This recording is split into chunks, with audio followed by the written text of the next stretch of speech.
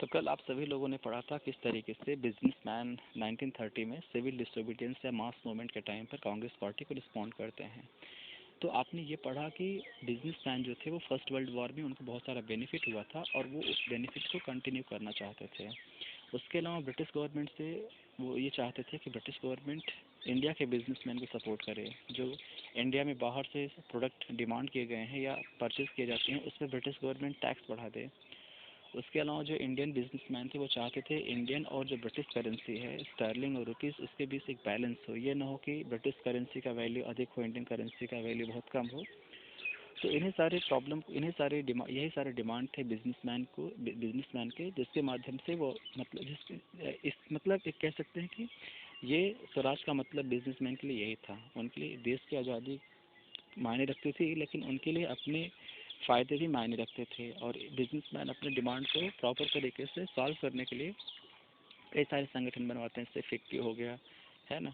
उसके अलावा फिक्की आपका 1927 में ऑर्गेनाइज किया गया था।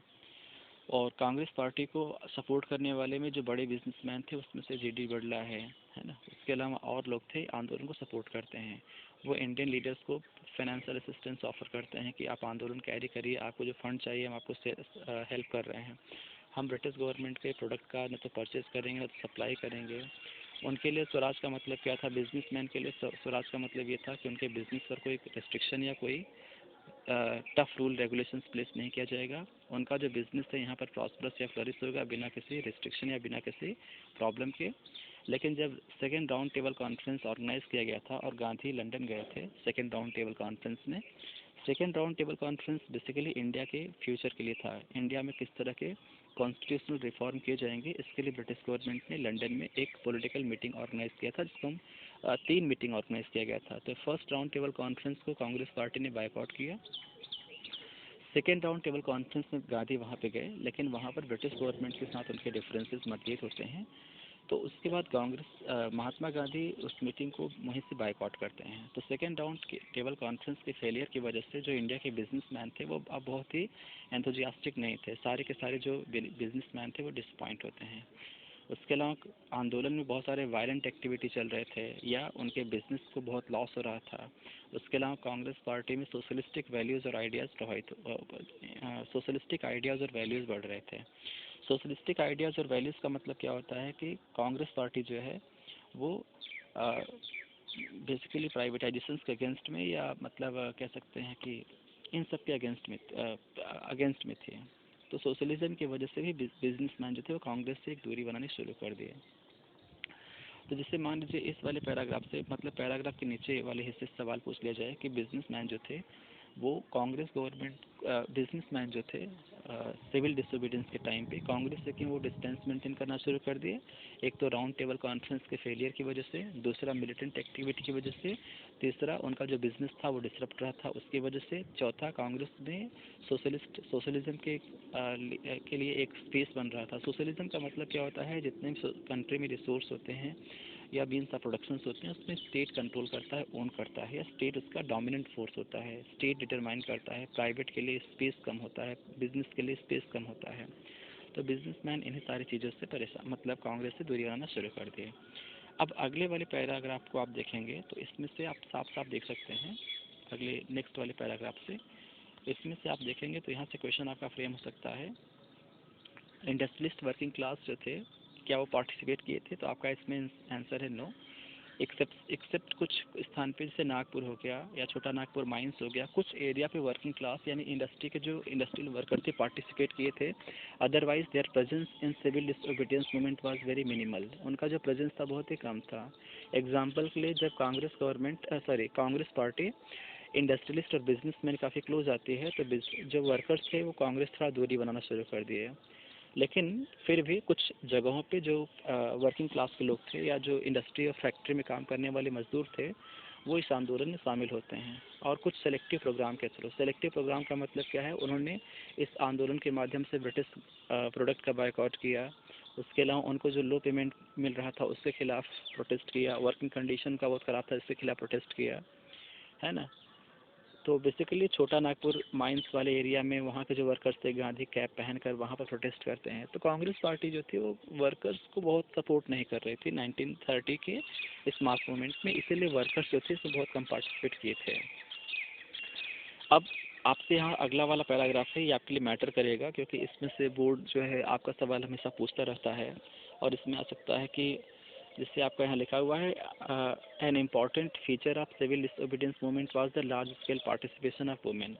यानी जो आपका 1930 का आंदोलन शुरू किया गया था, इसका सबसे यूनिक फीचर ये था कि इस आंदोलन में वुमेन का पार्टिसिपेशन बहुत अधिक था। तो इसमें आ सकता है कि what was the role of women in civil disobedience movement. Civil disobedience movement में जो इंडियन वुमेन थे इनका रोल क्या था, उनका कंट्रीब्यूशन क्या था। तो गांधी ने वुमेन को इंस्पायर किया और उनसे कहा कि आप लोग केवल घर तक सीमित न रहिए, आप लोग जो है इस आंदोलन को ज्वाइन करिए। तो वुमेन जो थी मर्चेंट फैमिली जो वुमेन थी वो प्रोटेस्ट करती हैं, साल्ट मैन्युफैक्चर करती हैं। उसके अलावा जो वुमेन लोग थे उन्होंने ब्रिटिश प्रोडक्ट का बायकॉट करना शुरू कर दिया। और अर्बन एरिया से जो वुमेन थी जो इस आंदोलन में पार्टिसिपेट की थी वो अपर क्लास फैमिली से थी और रूरल एरिया से जो थी वो रिच हाउस होल्ड से ये लोग बिलोंग किया करते थे। गांधी ने कहा कि आपका ये सेक्रेट ड्यूटी है कि आप अपने नेशन को सर्व करिए, लेकिन हाँ आप लोग को यहाँ ये भी अज्यूम करना है, मानना है कि 1930 के जो 1930 का आंदोलन था सिविल डिसोबीडियंस, इसमें महिलाओं का पार्टिसिपेशन हुआ। इसका मतलब ये नहीं है कि महिलाओं का कंडीशन बहुत इम्प्रूव होना शुरू हो गया। वो आंदोलन में भले शामिल हो गए थे लेकिन अभी भी सोसाइटी जो थी वो मेल डोमिनेटेड थी या सोसाइटी पैट्रियार्कल थी या उनके कंडीशन में बहुत इम्प्रूवमेंट देखने को नहीं मिला था। जैसे लिखा हुआ है ना कि increased public rule did not necessarily mean any radical change in the way position women was visualized। मतलब महिलाएं भले आंदोलन में शामिल होती हैं लेकिन उनके कंडीशन बहुत बदलाव नहीं होता है। उसके अलावा गांधी ने वुमेन से अपील भी किया था कि महिलाओं का जो ड्यूटी है वो अपने घर परिवार को देखना और अपने ड्यूटीज़ को भी फॉलो करना है ना। तो बेसिकली कांग्रेस पार्टी खुद महिलाओं को बहुत अधिक अधिकार देने के फेवर में नहीं थी स्टार्टिंग टाइम में। Congress party was reluctant to allow women to hold any position of authority within the organisation. आप देखेंगे तो कांग्रेस पार्टी में जो कांग्रेस पार्टी के प्रेसिडेंट हुआ करते थे या इंपॉर्टेंट ऑफिस होल्डर हुआ करते थे वो मेल लोग हुआ करते थे, फीमेल बहुत कम थी। जैसे एनी बेसेंट थी वो कांग्रेस पार्टी के प्रेसिडेंट थी, या सरोजनी नायडू थी, ये भी कांग्रेस पार्टी के प्रेसिडेंट थे, लेकिन एक्सेप्शनल थे। केवल कुछ ही लोग थे जो महिलाएं थी जो कांग्रेस पार्टी के हाई पोजीशन होल्ड करते थे। अदरवाइज कांग्रेस पार्टी में मैक्सिमम जो मेंबर थे वो खुद कास्ट और पैट्रियार्कल मेंटालिटी के थे, जिसमें वो अपर कास्ट और मेल पुरुष को ही सपोर्ट और फेवर किया करते थे। तो basically what was the remarkable feature of civil disobedience movement? The remarkable feature of civil disobedience movement was the participation of women. Women participated in demonstration, they manufactured salt, they basically from urban area, upper caste family women plus merchant family से जो women थे वो participate करती हैं। तो ये सारा आप चीज़ इसमें से आप इसको तैयार कर लीजिएगा। उसके बाद आपका अगला जो हेडिंग है यह है limits of civil disobedience. Limits of civil disobedience का मतलब क्या होता है कि सिविल डिसोबीडियंस या मास मूवमेंट जो लॉन्च किया गया था उसमें पार्टिसिपेशन डिफरेंट क्लास के लोग नहीं किए थे। पार्टिसिपेशन जो था वो उसका कुछ लिमिटेशन था। तो लिमिटेशन जो होता है वो नेगेटिव सेंस में होता है। नेगेटिव सेंस का मतलब क्या होता है? नेगेटिव सेंस का मतलब ये होता है कि ये जो आंदोलन था वो ऑल इंडिया करेक्टर का नहीं बन पाया था, मतलब डिफरेंट क्लास के लोग इस आंदोलन में शामिल नहीं हुए थे, इसीलिए इसको कहा गया है लिमिट्स ऑफ सिविल डिसोबीडियंस। तो इसके लिमिटेशन क्या है? जैसे आप सवाल पूछ लिया जाए explain the limitations of civil disobedience movement, means इस आंदोलन में किन किन क्लास के लोगों ने पार्टिसिपेशन किया या उनका जो प्रेजेंस था बहुत ही लिमिटेड था या वो बहुत ही लीस्ट प्रेजेंट थे, बहुत ही कम इस आंदोलन में लोग शामिल हुए थे। तो कौन मतलब है आप इसके ड्रॉबैक को एक्सप्लेन करेंगे या लिमिटेशन एक्सप्लेन करेंगे। तो जैसे इसमें लिखा हुआ है ना कि इंडिया में सभी लोग इंडिपेंडेंस या कॉन्सेप्ट ऑफ स्वराज से एक्साइटेड नहीं थे। एग्जाम्पल के लिए जो अनटचेबल लोग थे 1930 में ये अपने आप को दलित या ऑपरेस्ट कहना शुरू कर दिए। तो दलित या ऑपरेस्ट का मतलब क्या होता है? सोसाइटी में जो बॉटम प्लेस पे होते हों, सोसाइटी में जिनके साथ डिस्क्रिमिनेशन किया गया हो, सोसाइटी में जो कास्ट सिस्टम की वजह से सबसे अधिक प्रॉब्लम फेस किए हों। तो आप जब एक्सप्लेन करते हैं limitation of civil disobedience movement तो इसका मतलब ये होता है कि सिविल डिसोबीडियंस के डिमेरिट्स या इस आंदोलन में, इस आंदोलन के आप लिमिटेशन एक्सप्लेन करिए। तो आप एक्सप्लेन करिए कि नॉट एवरीवन एंजॉयड या not everyone was happy with the idea of Swaraj. सभी लोग जो थे इंडिया के इंडिपेंडेंस को सेलिब्रेट नहीं कर रहे थे कि इंडिया को आज़ादी मिल ही जाए। तो उसमें से जो लोग थे उसमें से आप अनटचेबल को भी काउंट कर सकते हो। अनटचेबल कौन लोग थे? अनटचेबल जिनके साथ प्रॉब्लम किया गया। कांग्रेस ने इन लोगों को बहुत लंबे समय तक इग्नोर किया, न तो उनको कोई पोजीशन ऑफर किया, न तो उनके कंडीशन की इम्प्रूवमेंट की कोई कंट्रीब्यूशन किया। तो कांग्रेस ने दलितों के यानी जो आज के SC ST हैं उनके फेवर में स्टार्टिंग में कांग्रेस ने कोई काम नहीं किया। क्यों? क्योंकि कांग्रेस पार्टी इंडिपेंडेंस के पहले, हालांकि हम ये नहीं कह सकते कांग्रेस पार्टी जो है एंटी दलित थी या एंटी अनटचेबल्स थे, लेकिन जब कांग्रेस पार्टी का फॉर्मेशन होता है 1885 के बाद से, तो 1885 के बाद से कांग्रेस पार्टी में जो डोमिनेशन था, कांग्रेस पार्टी में जो ऑफिस होल्डर थे, कांग्रेस पार्टी में जो इम्पोर्टेंट लोग थे, वो कौन से लोग हुआ करते थे? वो अपर कास्ट के लोग हुआ करते थे, वो कंजर्वेटिव हिंदू और क्षत्रिय ब्राह्मण हुआ करते थे। तो कांग्रेस पार्टी ने क्या किया? दलितों को कोई रिस्पेक्टेबल पोजीशन नहीं दिया था अपने फॉर्मेशन के बाद, इस पार्टी की स्थापना के बाद। क्यों? क्योंकि कांग्रेस पार्टी को इस बात का डर था, फेयर था कि अगर कांग्रेस पार्टी कोई रिस्पेक्टेबल पोजीशन अनटचेबल या SC ST को देगी तो इससे जो अपर कास्ट हिंदू हैं या इससे जो ब्राह्मण हैं उनका सेंटिमेंट हर्ट होगा। तो ब्राह्मण और अपर कास्ट के डर की वजह से कांग्रेस पार्टी ने क्या किया था? अनटचेबल्स को कोई रिस्पेक्टेबल पोजीशन जो नहीं दिया। तो इसमें आपका सेंटेंस में लिखा हुआ है ना कि कांग्रेस पार्टी ने बहुत लंबे समय तक दलितों को इग्नोर किया, क्योंकि इससे कांग्रेस पार्टी को डर लग रहा था कि जो अपर कास्ट या हाई कास्ट के हिंदू हैं, सनातनी हैं, वो इससे नाराज़ हो जाएंगे। तो अपर कास्ट के लोग नाराज़ हो जाएंगे, इसकी वजह से कांग्रेस ने लोअर कास्ट को कोई पोजीशन नहीं दिया। लेकिन गांधी इस तरह के तौर तरीकों से बहुत ही खिलाफ थे। उन्होंने कहा इंडिया जो है आने वाले 100 साल के बाद भी आज़ादी नहीं हासिल कर पाएगा if the practice of untouchability continue. Means untouchability को हमको एबॉलिश करना है। हम अगर देश को आज़ाद करना है तो ऐसा नहीं कि अंग्रेज चले जाएं तब देश आज़ाद होगा। देश आज़ाद आपका जो है वो तभी हो सकता है जब हमारे देश में जो एविल्स हैं, जो बुराइयां हैं, जो सीन हैं, ये सब अगर इनको हम खत्म करें। वो कास्ट सिस्टम को इंडियन सोसाइटी पर एक ब्लॉट मानते थे, एक धब्बा मानते थे। कौन? महात्मा गांधी। तो गांधी ने कहा कि इंडिया को आने वाले 100 साल के बाद भी आज़ादी नहीं मिल सकती है अगर भारत में the practice of untouchability continue बनती रहे। गांधी जी ने अनटचेबल्स को हरिजन कहा कि ये जो हैं अनटचेबल जो हैं वो हरिजन है। हरिजन मतलब क्या होता है? हरि मतलब होता है भगवान, जन मतलब होता है उनके लड़के। तो जो भगवान के लड़के होते हैं वो हरिजन होते हैं, ऐसा महात्मा गांधी का मानना था। और गांधी ने ये शब्द क्वाइन नहीं किया था, इस शब्द का सबसे पहले यूज़ किया था नरसिंह मेहता, एक बहुत ही संत थे, बहुत ही पायस इंसान थे। तो अनटचेबल वर्ड जो है ये सब जो है सॉरी हरिजन शब्द जो यूज़ किया गया है। और जो SC ST शब्द है, ये सब जो है साइमन कमीशन ने यूज़ किया था। भारत की जो SC शब्द का यूज़ साइमन कमीशन ने किया था और उन्होंने ये कहा था कि इंडिया में जो सबसे मतलब सोसाइटी के बॉटम पे हैं, जो प्रॉब्लम फेस कर रहे हैं, उनके लिए साइमन कमीशन ने SC शब्द का यूज़ किया था। शेड्यूल का मतलब एक टेबल होता है, कास्ट मीन्स जाति है, तो मतलब कौन से लोग सोसाइटी के बॉटम पे आते हैं। तो नरसिंह मेहता ने हरिजन शब्द का नाम दिया और महात्मा गांधी ने उसे यूज़ किया और उन्होंने कहा कि जो ये लोग होते हैं मतलब सोसाइटी के, ये लोग हरिजन हैं। और गांधी ने क्या किया? दलित के बेटरमेंट के लिए यानी SC कास्ट के बेटरमेंट के लिए उन्होंने क्या किया? उन्हें टेंपल में अलाउ करने के लिए कैंपेन करवाया। क्योंकि पहले क्या था ना, पब्लिक प्लेस थे वो रेस्ट्रिक्टेड थे, पब्लिक प्लेसेस पे शेड्यूल्ड कास्ट लोग नहीं जा सकते थे। तो गांधी ने क्या किया इनके लिए? मतलब जिससे आपका यहाँ से अलग भी सवाल पूछ सकता है कि what was the contribution of Mahatma Gandhi for the upliftment of SC class. Mahatma Gandhi ने हरिजन के या SC क्लास के लिए क्या अच्छे काम किए हैं? तो आप कह सकते हो कि उन्होंने उनको हरिजन नाम शब्द दिया। उसके अलावा उन्हें कहा कि ये भगवान के लड़के हैं। उनके लिए टेंपल में एंट्री करवाने के लिए उन्होंने आंदोलन शुरू करवाया। पब्लिक प्लेस पर एक्सेस करवाने के लिए उन्होंने आंदोलन शुरू करवाया। महात्मा गांधी खुद टॉयलेट क्लीन किया करते थे और कहते थे कि ये जो प्रोफेशन है कोई गलत प्रोफेशन नहीं है, इसे कोई भी कर सकता है। तो जो भंगी और स्वीपर जो काम SC ST लोग करते थे उसको गांधी ने खुद करना शुरू कर दिया। गांधी ने अपर कास्ट के लोगों से कहा कि आप जो है अपने दिल में, अपने मन में जो sin या पाप रखें उसको खत्म करिए। So he appealed upper caste to give up the sin of untouchability.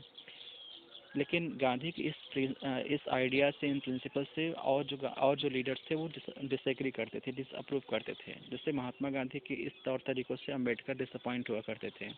उन्होंने कहा कि सोशल सर्विस से दलित का इम्प्रूवमेंट नहीं हो सकता है। दलित को अगर आपको इम्प्रूव करना है, उनकी कंडीशन को इम्प्रूव करना है, उनके लिए इक्वलिटी लाना है, सोसाइटी में उनको बेस्ट प्लेस देना है, तो सबसे पहले आप क्या करिए कि उनका पॉलिटिकल एम्पावरमेंट करिए। तो पॉलिटिकल एम्पावरमेंट का मतलब क्या होता है?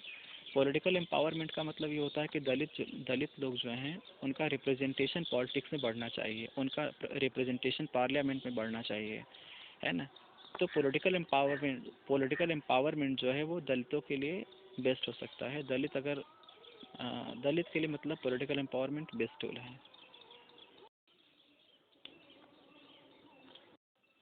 तो आप लोग यहाँ ये समझ सकते हैं कि जो अम्बेडकर थे, B.R. अम्बेडकर जो, और अदर दलित लीडर थे, उनका मानना था कि सोशल सर्विस से इनका कंडीशन इंप्रूव होने वाला नहीं है। अगर आप चाहते हो कि भारत में दलितों के खिलाफ डिस्क्रिमिनेशन ना हो, अगर आप चाहते हो कि वो इक्वल ट्रीट किए जाएं, अगर आप चाहते हो कि उनका लाइफ जो है वो डिग्निफाइड हो, तो अम्बेडकर और अदर लीडर का मानना था कि दलितों को क्या करना चाहिए? पॉलिटिकल एम्पावरमेंट, मतलब उनका पॉलिटिक्स में रिप्रेजेंटेशन बढ़ना चाहिए, है ना। जैसे यहाँ लिखा हुआ है ना कि दलित जो है उनको पॉलिटिकल सॉल्यूशन मिलना चाहिए। पॉलिटिकल सॉल्यूशन का मतलब क्या होता है? उनके लिए सीट रिजर्व होना चाहिए, उनका रिप्रेजेंटेशन बढ़ना चाहिए, उन दलित या SC ST के लोग जो हैं मैक्सिमम इलेक्शन कॉन्टेस्ट करने चाहिए। तो दलित के बेटरमेंट के लिए अम्बेडकर और उनके जो सर्कल के लोग थे, उन्होंने रिजर्वेशन ऑफ सीट का डिमांड करना शुरू कर दिया कि इंडिया में जो स्कूल कॉलेज हैं, है ना, यहाँ पे SC ST क्लास के लोगों के लिए सीट रिजर्व हो, सेपरेट इलेक्टोरेट होना चाहिए जहाँ पे केवल और केवल दलित चुनाव लड़ सकें, नॉन दलित वहाँ से चुनाव न लड़ सके। तो इनका मानना था कि पॉलिटिकल एम्पावरमेंट जो है ये इनके सोशल डिसेबिलिटी या सोसाइटी में जो इनके साथ डिस्क्रिमिनेशन हो रहा है, कास्ट बेस्ड डिस्क्रिमिनेशन हो रहा है, या जो अदर प्रॉब्लम हो रहे हैं वो ख़त्म हो सकते हैं। तो इसीलिए अगर आपका सिविल डिसोबीडियंस मूवमेंट अगर लिमिटेड था तो उसमें दलित का पार्टिसिपेशन बहुत ही कम था। मतलब आपको एक्सप्लेन करना है कि what was the limitation of civil disobedience movement. तो उसमें आप कहो कि one group which was least interest in civil disobedience, that was SC ST, that is Dalit, because for long period of time Congress party ignored the demand and interest of Dalit people, fearing the reaction of conservative Sanatani Hindu people. Mahatma Gandhi, he organized some of the best work for the improvement of Dalit, but Ambedkar disagreed the technique of Mahatma Gandhi, and Ambedkar said political empowerment will be the right option for reducing the social disability of Dalit people. तो यहाँ पे आप ये कह सकते हो कि इसलिए ये लोग मतलब कम से कम पार्टिसिपेट किए थे।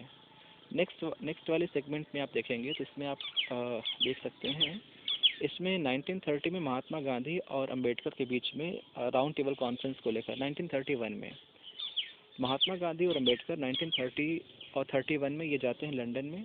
अंबेडकर तो फर्स्ट राउंड टेबल कॉन्फ्रेंस में भी गए थे। तो सेकेंड राउंड टेबल कॉन्फ्रेंस में अंबेडकर ऑलरेडी लंदन में थे, गांधी वहाँ पहुँच जाते हैं और गांधी और अंबेडकर के बीच में वहाँ पे बहुत सारे डिस्प्यूट होते हैं, है ना। जैसे अंबेडकर ने डिमांड किया कि दलित के लिए क्या होना चाहिए? Separate electorate. सेपरेट इलेक्टोरेट का मतलब क्या होता है? इमेजिन करिए इंडिया में डिफरेंट एरियाज़ हैं, डिफरेंट रीजन हैं, तो जिस एरिया में दलित जो हैं या शेड्यूल कास्ट लोग मेजॉरिटी में है, वो सीट जो है इनके लिए रिजर्व कर दिया जाए, SC के लिए, और उस एरिया से केवल इस क्लास के लोग ही चुनाव लड़ेंगे, जो नॉन SC लोग हैं उस एरिया से चुनाव नहीं लड़ेंगे, ना तो वोट करेंगे। तो सेपरेट इलेक्टोरेट का डिमांड अम्बेडकर ने राउंड टेबल कॉन्फ्रेंस में रख दिया। महात्मा गांधी ने कहा नहीं, ये मतलब दलितों को ये इंडिया से डिवाइड करने का प्रयास किया जा रहा है, ये हमारे कंट्री के लिए बहुत ही डिस्ट्रक्टिव डिसीजन होगा, है ना। तो जब अम्बेडकर ने ये डिमांड रखा सेपरेट इलेक्टोरेट का, तो ब्रिटिश गवर्नमेंट ने तुरंत उसे एक्सेप्ट कर लिया, कंसीड कर लिया। ब्रिटिश गवर्नमेंट तो चाहते थे कि यहाँ के लोगों को बांट कर डिवाइड करके लंबे समय तक हम रूल कर लें, तो वो इंडिया से हिंदुओं से दलितों को डिवाइड करके ब्रिटिश गवर्नमेंट लंबे समय तक रूल करना चाहते थे। तो जब ब्रिटिश गवर्नमेंट ने अम्बेडकर के सेपरेट इलेक्टोरेट को डिमांड को एक्सेप्ट कर लिया, तो गांधी ने क्या किया? फास्ट एंड टू डेथ, उन्होंने हंगर स्ट्राइक कर दिया। उन्होंने कहा कि अगर इस फैसले को वापस या विथड्रॉ नहीं करती है ब्रिटिश गवर्नमेंट, तो मैं जो है मर जाऊंगा भूख हड़ताल करके।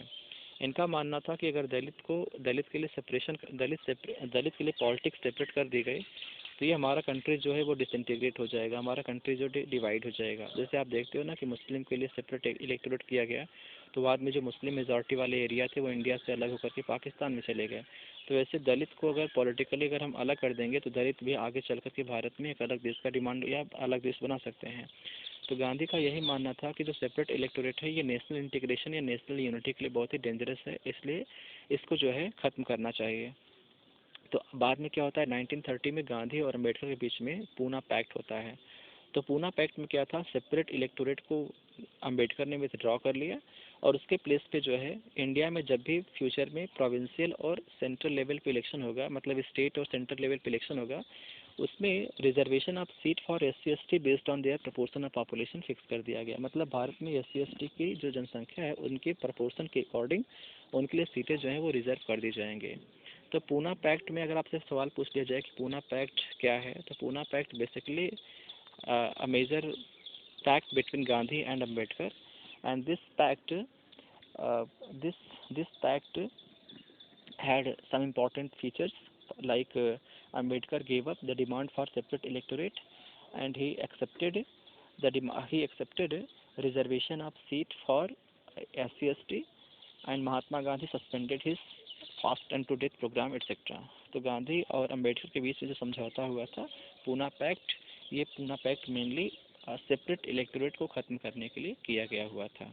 तो ये वाले आपका यहाँ से इसमें से ये सवाल बना लीजिएगा। उसके बाद अगले वाले पैराग्राफ में है सिविल डिसोबीडियंस मूवमेंट में जो लोग पार्टिसिपेट बहुत कम किए थे, लिमिटेशन था उसमें, एक और ग्रुप था उसका, वो ग्रुप किसका था, वो मुस्लिम का था। मतलब देखिए यहाँ पे क्वेश्चन आपके सेपरेट भी बन सकते हैं और लॉन्ग भी बन सकते हैं, तो सेपरेट वाले अलग से बता दे रहे हैं। लेकिन अगर मान लो लॉन्ग आंसर में सवाल पूछ लिया लिमिटेशन के बारे में, तो लिमिटेशन में आपको यहाँ पे एक SC/ST का दिखा देना है किस तरह से उनका प्रेजेंस मिनिमम था, और दूसरा मुस्लिम का दिखा देना है। मुस्लिम भी स्वराज को लेकर के ना बहुत एंथुजियास्टिक नहीं थे, उनका मानना था कि अगर इंडिया इंडिपेंडेंस हो गया या इंडिया को अगर इंडिपेंडेंस गेन मिल गया तो इसमें हिंदू मेजॉरिटी में हिंदू लोग रूल करना शुरू कर देंगे, तो मुस्लिम जो है वो उनके लिए प्रॉब्लम क्रिएट हो जाएगा। तो जो मुस्लिम थे वो इंडिया में ब्रिटिश रूल के फेवर में थे कि इंडिया में ब्रिटिश रूल जो है वो लंबे समय तक कंटिन्यू रहे। सभी मुस्लिम ऐसा नहीं कर रहे थे, लेकिन जो मतलब फंडामेंटलिस्ट मुस्लिम थे या जो एंटी इंडियन थे, तो वो इंडिया के डिवीज़न की बात करते थे। तो यहाँ लिखा हुआ है ना कि जो मुस्लिम थे उनका रिस्पांस बहुत ही ल्यूक वार्म था। ल्यूक वार्म का मतलब क्या होता है, बहुत ही कह सकते हो कि बहुत ही पुअर रिस्पांस था। मतलब जब महात्मा गांधी ने मास मूवमेंट लॉन्च किया तो उस आंदोलन को लेकर जो रिस्पांस अच्छा होना चाहिए था, उसको लेकर जो मुस्लिम कम्युनिटी के लोग थे तो वो उनका रिस्पांस बहुत ही पुअर था। मतलब उन्होंने कहा कि अरे आंदोलन शुरू हो गया तो कौन शामिल हो, क्यों हम लोग करें, इससे हमको क्या हासिल होगा, इससे हिंदुओं को लाभ मिलेगा, है ना। तो जैसे आपका जो मुस्लिम थे वो फर्स्ट वर्ल्ड वॉर के बाद जो गांधी ने आंदोलन शुरू किया था नॉन कोऑपरेशन, तो मुस्लिम का रिस्पांस बहुत अच्छा खासा था। लेकिन 1920 के बाद कुछ ऐसे पॉलिटिकल इवेंट होते हैं, कुछ ऐसे रिलीजियस इवेंट होते हैं जिसकी वजह से जो मुस्लिम थे वो कांग्रेस पार्टी से डिस्टेंस करना शुरू करते हैं। तो 1920 के बाद ऐसे कौन से डेवलपमेंट होते हैं, जैसे आप देखोगे कांग्रेस पार्टी जो थी वो कट्टर जो हिंदू संगठन था हिंदू महासभा, उसके साथ कांग्रेस पार्टी 1920 के बाद अपने एसोसिएशन या अपने लिंक जो थे वो बढ़ाने शुरू कर देते हैं।